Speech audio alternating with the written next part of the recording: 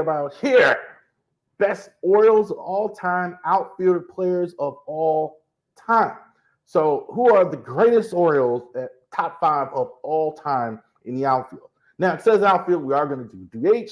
We are going to do starting pitching. Last week, we did infield. So, who are some of the best players to ever play for the Orioles as well? One other thing I do want to say before I start as well. I did post this on social media, and a lot of people were asking me. I had this question more than once, so I do want to address this here. This is one player at one position. So I had somebody ask me, why isn't Cal at third base? Well, Cal played shortstop. So I didn't put Cal at third base and shortstop. So I did want to address that as well. So one player, one position. So Cal is at one position, not two. Kind of like also in the outfield, like I could have Ken Singleton and Brady Anderson at two. I didn't have them at two. I only had one position for them. So the only one I had, I think, was player and manager is on. That's it. But like I didn't have anybody like one player, one position. So if you're at one position, you're not at any other position. Okay, so let's start this. 4 and 5, and I'm marching them, and I'm saying that together because that's what they were together for years. The left field platoon, Gary Renicky and Brother Lowe, what they used to call him, John Lowenstein. These were this together, kind of like with the Ravens, Saragusa and Adams together. I couldn't separate them pretty much. They were the left field platoon. They were as productive together as what you saw with a lot of other teams that they had. So this was productive for so many years, Lowenstein and Renicky. So I put them together 4 and 5 as a tandem, as the greatest, as some of the greatest, as the greatest left fielder that the Orioles ever had. Don Buford, outstanding stuff. Big guy. If you ever see, oh my goodness, some of those guys in the outfield, the size of this guy, plate presence. That's what I always saw with him. Guy would stand at the plate and you knew it was serious. Outstanding production for so many years in left field for the Orioles. So he is number 3. BJ Surhoff, I think it was one of the sneaky great acquisitions that the Orioles ever had. So the Orioles signed him as a third baseman. He was a top flight catcher with the Brewers, kind of moved around a lot. Mostly he played in left field. Played a couple stints with the Orioles. BJ Surhoff was just flat out a solid 300 hitter. BJ Surhoff, excellent no matter where you put him in the field, versatile, and he was an outstanding left fielder for so many years. BJ Surhoff is number 2. Number 1, here's a guy I'm actually surprised he slept on as a great Oriole. That's Brady Anderson. Brady Anderson, I think, has had as good as an Oriole career as you can have in that time, not named Cal Ripken. So that's kind of how I always saw him. One of the right hands to Cal Ripken. Great leadoff hitter for so many years. Power hitting numbers, I don't know. I mean, they were kind of, he had the one great year, bit inflated. But make no mistake, this guy was an outstanding player for many years. Brady Anderson, number 1 left fielder of all time.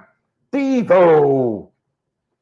We just talked about Brady Anderson. Brady Anderson was one of the up-and-comers back in 89 as far as one of the guys that was supposed to come in and turn the Orioles around, one of the young players.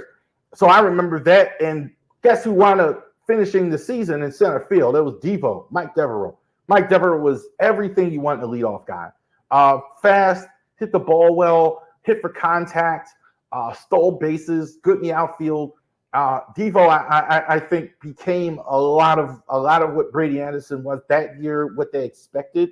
Took it right from him. Had a several years career. So definitely shout out to Mike Devereaux. Jackie Brand, going way back, but definitely stat-wise, he's definitely there. One of the greatest center fielders they had.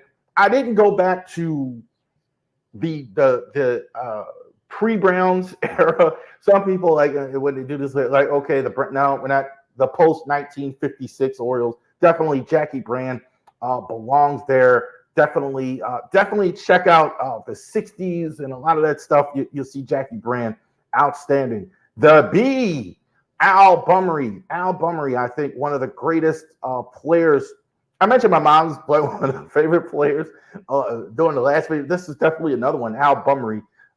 Definitely a guy, spent like, I think it was 11 years with the Orioles, a leadoff guy. Um, Not a leadoff type guys here. Definitely quintessential guy, definitely had success, won a World Series with the Orioles, was there 10 years through the 70s. So that tail end of the run, I think, was like 83 from the 60s to like 83. Orioles, this was guy was so instrumental in that. Al Bumry, one of the best base steals ever had, super quick on the base path. Paul Blair, no question about it. You could argue 2 and 3 in my opinion. If somebody says Al Bumry, I don't have a problem with it too. Paul Blair at 3.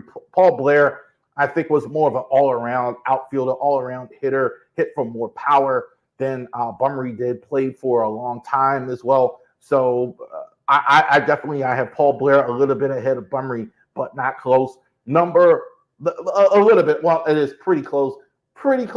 But I have Blair a little bit ahead of him. This one was pretty decisive. Adam Jones. I think Adam Jones now is going to be this generation Cal Ripken in the sense of the ambassador for the Orioles. I'm hoping that happens. A guy that we've seen in recent years play well so many years for the Orioles.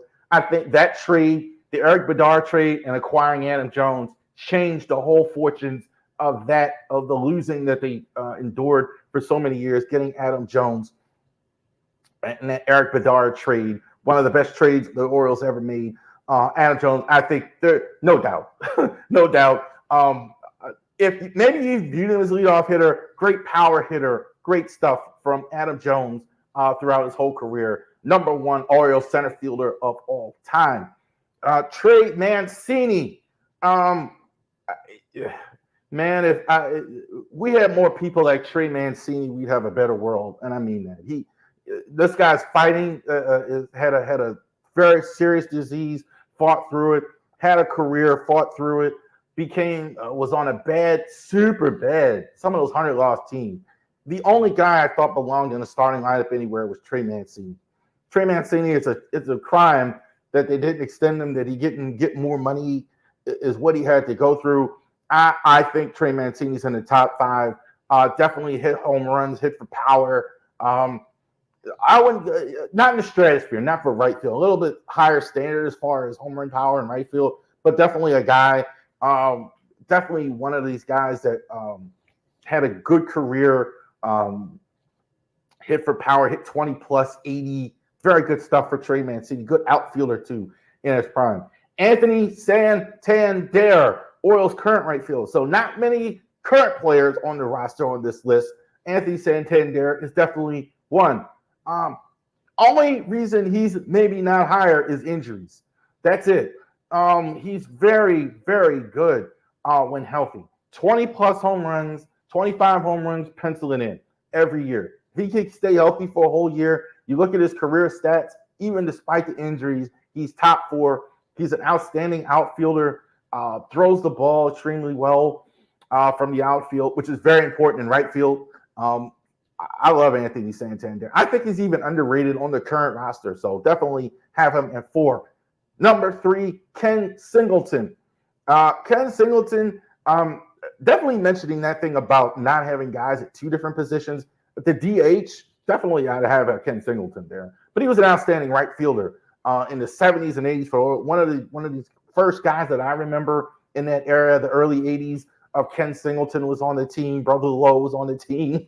Rick Dempsey, guys like that. Ken Singleton, tremendous right fielder for so many years for the Orioles. Nick Markakis, solid 300 hitter, period. This guy could hit at all. I mean, no question about it. The power numbers, not quite maybe, what you want in right field, kind of like Mancini, but the difference was consistently high average, right around 300, 270, at 280 every year. Did that at least 5-6 years for the Orioles. Definitely a guy who was consistent, good and right, outstanding. Nick Markakis was a tremendous player for so many years for the Orioles. But number 1 was very easy. One of the greatest Hall of Fame outfielders of all time, Frank Robinson. I think Jackie Robinson gets so much credit as well, as he should, for the barriers he broke down. But Frank Robinson was the Thunder. Frank Robinson was the guy who hit for power. Frank Robinson was the fear factor in the Orioles lineups in those years. Frank Robinson, Brooks Robinson, and Boo Powell in the middle of the order won a lot of games. No question about it. Leads every right field record as far as power, OMA, etc. Frank Robinson was fantastic, was a manager, and a smart guy too. Very sharp. Frank Robinson was as a person as well. Couple more here. DH, tough to do. So sure there be some arguments on this, but some guys actually did make it. Some guys I know they played other positions, but these guys DH list played a couple years, played at least one or two whole seasons as DH. Aubrey Huff played 2 seasons at DH. Over from Tampa. Some people would argue, kind of like Chris Davis, like the overall how the signing went, but he could hit for power. That's for sure. We know what he could do. Definitely, I think a DH and definitely hit for power. That would matter to me in this. Definitely, did you hit for power? Tommy Davis actually won the award for DH as well in 72 to 75. So definitely Tommy Davis is definitely on the list. Number 4, outstanding acquisition, I thought, for him. Hits for power. Definitely, he won actually the award. So definitely shout out to him. He's at number 4. Luke Scott, a little bit longer run with the Orioles, but I have him at number 3. Luke Scott, I think, was a definitely power hitter for the O's for a couple years. Not as maybe good in the outfield, but I think he played a lot of years in DH. I think he kind of got lost in the shuffle a little bit, so he wound up at DH, and he was good there. Lee May, the guy that stepped aside for Eddie Murray at first base, so definitely he is here as well. Lee May definitely had a good second career at DH. He think is there. Excellent production from Lee May. And number 1, Harold Baines. It's called the Edgar Martinez DH Award. If it wasn't called that, it absolutely could be called Harold Baines Award. Harold Baines is the name I thought of without even looking at it at DH so many years. Rumor was he played with no cartilage in the knee, bone on bone, and he hit 300 every year. That's insane. Like the fact that he was so productive, had so much power, hit for 300 average every year at that. Starting pitchers, top 5 is pretty easy. So I'm going to do honorable mention. Scotty McGregor kind of took over for Jim Palmer, was the best pitcher in 83 as well. Also in that 83, Dennis Martinez didn't make it, but he was really good for a number of years. Mike Boddicker kind of led that era in the 80s when those guys were gone. Boddicker was the young guy who kind of remained at the ace. Milt Pappas barely missed the list. Excellent, probably won more games than anybody not on the list, but he just did miss it. And Ben McDonald actually won more games than I thought he did when I actually looked at it. So shout out to Ben McDonald. Good career for him. But the 5 was pretty easy. Flanny was fantastic. The last pitcher to pitch in Memorial Stadium, so instrumental for so many years. All that success era, 69 to 83, Flanny was pretty much there for all of it. Flanny was pretty much there. He was there when they actually closed the stadium in 92. Good job, Mike Flanny. Mike Cuellar, top 4 pitcher of all time as well. Dave McNally, how good was Dave McNally? I think, look, that rotation, Palmer, Cuellar, McNally, maybe one of the greatest Oriole rotation of all time. The Moose, Mike Mussina. Of the modern era, the 90s era, there was no better than the Moose. He was one of the best pitchers in the American League. I'm shocked he still hasn't won a Cy. I was amazed that didn't happen. And the best pitcher we ever had is still not close. 268 wins. Jim Palmer, been with the organization, probably the greatest O's announcer of all time, color guy. Jim Palmer was on another level. There was no such thing. I think he is actually the prototype of why guys want tall guys and lean guys, or whatever, when they're doing pitching prospects. You want a guy like Jim Palmer. Jim Palmer, power pitcher and a finesse pitcher at the same time. Jim Palmer was fantastic. Last list here, 2 more. Darren O'Day is one of the best relievers of all time. Best that you could do as far as getting a guy that wasn't a closer. I thought his stats were very good. The rest of this list is closer. JJ Jim Johnson, powerful split in his prime. Zach Britton, as good as anybody. Had success when the Orioles had success. Hey, didn't work out as a starter, became a tremendous reliever. Longevity, that's this guy, Tippy Martinez. Tippy was tremendous throughout the years. Tippy. That's the way Joe Altobelli and Earl Weaver would call for him in the ninth inning. And the greatest curveball I ever saw, Greg Olson. I'm as big a fan as all these guys. Greg Olson blew my mind when I saw him. That curveball was unbelievable. Unbelievable. Threw a 90-mile-an-hour fastball, and he had a great curve. Last list, managers, Davey Johnson, Joe Altobelli, Hank Bauer, and Buck Showalter. Davey, I think it's a crime that they let him go. I think the success he had. Joe Altobelli, I think he kind of got caught up in the fact that they wanted Earl Weaver back. Hank Bauer, I thought, had a lot of success for a lot of years during the early days. Buck Showalter was around longer than anybody, about 8 years. Wasn't had a lot of management stability considering how the record has looked. And the weave, no question, greatest winner of all time, greatest success with the Orioles of all time, Earl Weaver, the #1 manager of all time. All right.